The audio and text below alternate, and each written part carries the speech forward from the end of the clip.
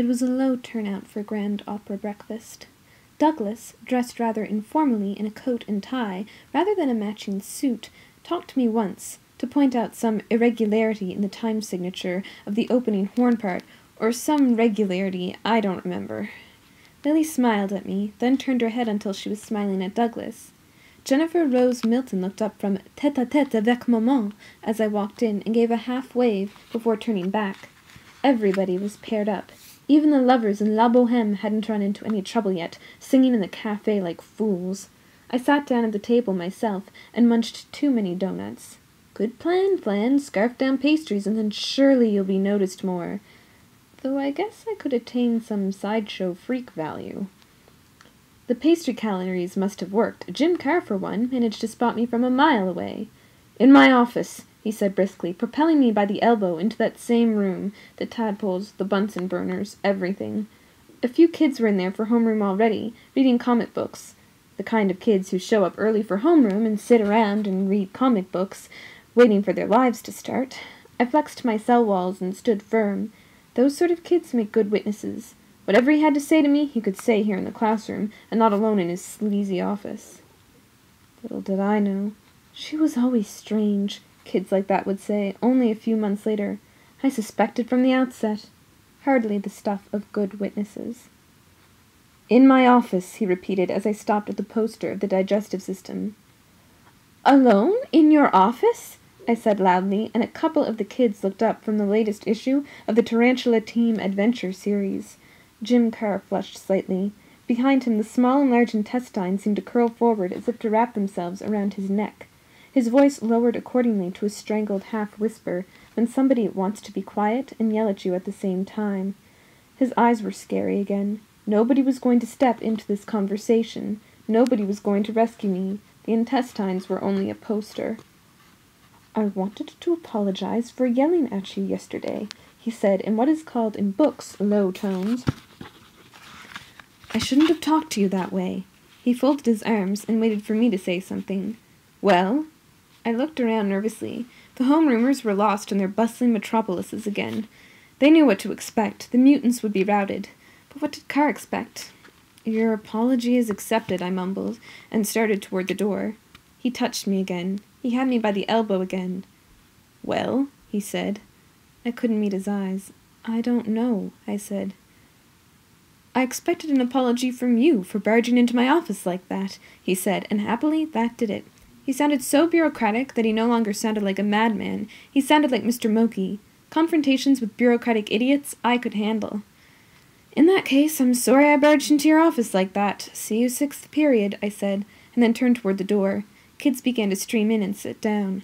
"Wait!" he called, sensing his power over me was somehow ebbing, despite his continued grasp on my elbow. "You are not to mention our encounter in my office to anyone. You haven't told anyone, have you?" Now he couldn't meet my eyes, but I looked straight at him. "Don't tell anyone, okay?" His desperation overrode his ability to produce a winning smile. He moved the corners of his mouth upward, but all I saw were teeth. "See you 6th period, Mr. Carr," I said and left. The hallways were quiet. I was late for homeroom. "You're late for homeroom!" Mr. Dodd called out as I entered. Suddenly I was too wary to answer. "Sorry," I said and sat down. Natasha shook her head and walked out of her seat to come talk to me. "Sorry," she said in a we-are-not-amused voice, was a sorry response to Dodd's dud. I looked back at her. "I refuse to answer sentences containing an overabundance of alliteration," I said. "I just came from Carr's room." "I meant to ask you about that," she said, and took out her all-important nail file again. "What happened?" As I told her, she filed her nails harder and harder until I thought I'd see sparks. "That shit," she said. "Trying to make you feel bad for catching him with someone. We ought to do something." She sounded like she was reciting Baker's Rule. "Do something," I said. "What can we do? She's not actually a student, so it's not like it's illegal or something, so we can't tell anybody." "I already told Kate," she said. "Soon everyone will know." "Jesus, Natasha," I said, "I'll get in trouble." "For entering a teacher's office during lunch? I don't think so." She shook her head. Her hair moved like a shampoo commercial, if people in shampoo commercials dyed their hair black. "Maybe he will. It's certainly unethical, if not illegal," she smirked at me. "Don't worry, we'll do something. Trust me." The bell rang.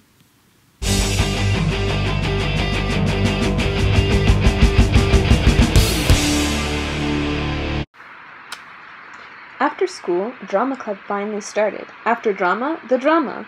Ron Piper is an angel in a black turtleneck, though everybody looks like angels in black turtlenecks, so maybe it's hard to tell. Ron Piper, our beloved drama teacher, even thinner, and, incredibly enough, even more effeminate than I remember, bounced all around the stage, welcoming us to what he hoped would be a brilliant theatrical year, coyly refusing to tell us what play we'd be putting on, and apologizing for not showing up last week. The most exciting announcement he had was, is this an act of cosmic synchronicity or what, that 8 free tickets to the San Francisco theater production of Hamlet were in his possession, to be given to the 8 people who could name the most plays by the bard himself. Well, all 8 of us weren't there. Lily is too immersed in classical music to venture out into the stage, and V's bitchy mother says that the rower stage is too common for oops, I can't say her last name, but you get the idea. But the 6 of us who were there began screaming out the names of them, mercilessly drowning out the voices of the 10,000 shy freshman girls who show up for drama club every year, audition inaudibly, and end up selling refreshments to parents at intermission. Why do shy people invariably show up for drama anyway? Do their shyness coaches make them go? One of them actually guessed Cyrano de Bergerac, if you can believe it. Yeah, honey, Shakespeare also wrote in French. He was Canadian, you know.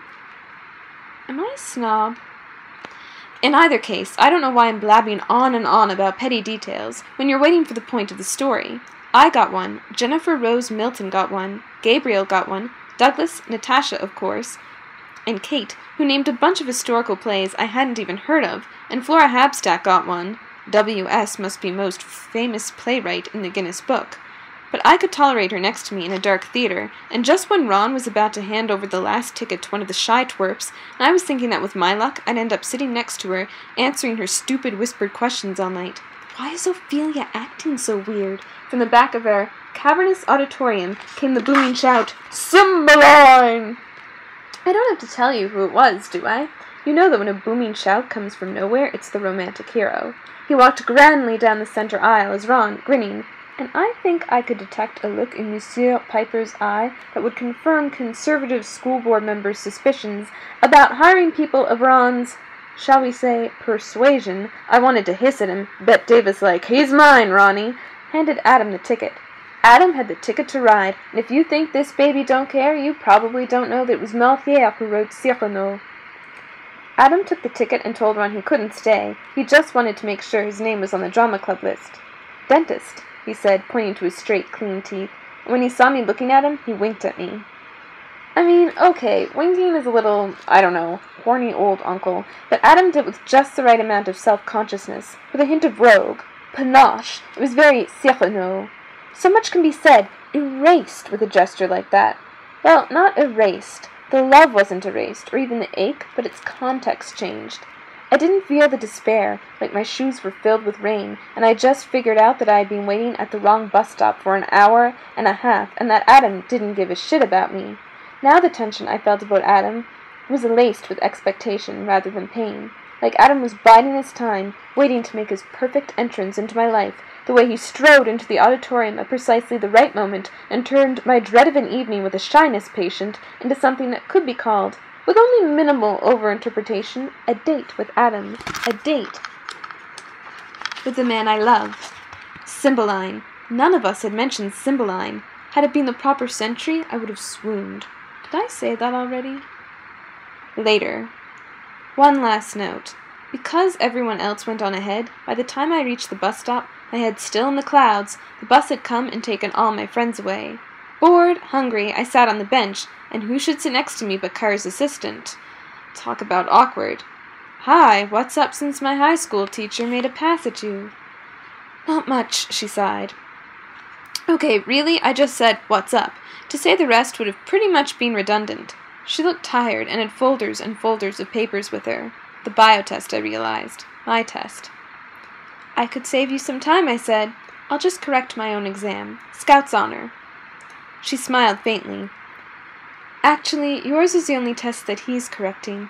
He wouldn't let me. He said it was a conflict of interest. Talk about awkward. Oh, we already were talking about awkward. I sat there, opening and closing my mouth like a baby bird. I kept starting to say something. On my third try, she interrupted me, although I don't know if you can call it interrupting if the other person hasn't said anything. "He's a shit," she said. I don't think I'd ever heard anyone in the education profession say shit except Millie. The bus was nowhere in sight. I became a baby bird again. "He's a shit," she said again, "a perverted shit. Everybody told me I shouldn't take the job. Everybody told me," she said, slapping her hand against the bus map printed on the side of the stop, color-coded routes scrawling across the city like something in a biology book. But I took it anyway. When I get home I feel so gross, I don't even want to touch my own kid. Her own kid. Jesus. The baby bird wants more food, more food. She looked at me and realized who I was. "I shouldn't be telling you this. I'm just screwed," she said. "I shouldn't be telling you this. I'm sorry. But at the end of the semester, he writes me an evaluation. If I get a bad one, then it won't do me any good if I have a credential or not. No one will hire me. That's what he did to the TA he had last semester, though nobody told me that," she poked my neighborhood, "until I'd already taken the job. I shouldn't be telling you this. But just remember," she stood up, the bus was stopped, gurgling in front of us like a flumming infant. "He's a shit. Remember that. Aren't you getting on the bus?"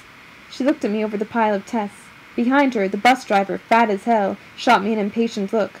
"No," I said. I stood up and took a step into a large puddle of someone's discarded cola. Evil corporate chemical sweeteners seeped in and began to soak my sock. The bus doors closed and the infant pulled away, whining and coughing. I had just realized I needed to be waiting at the other bus stop.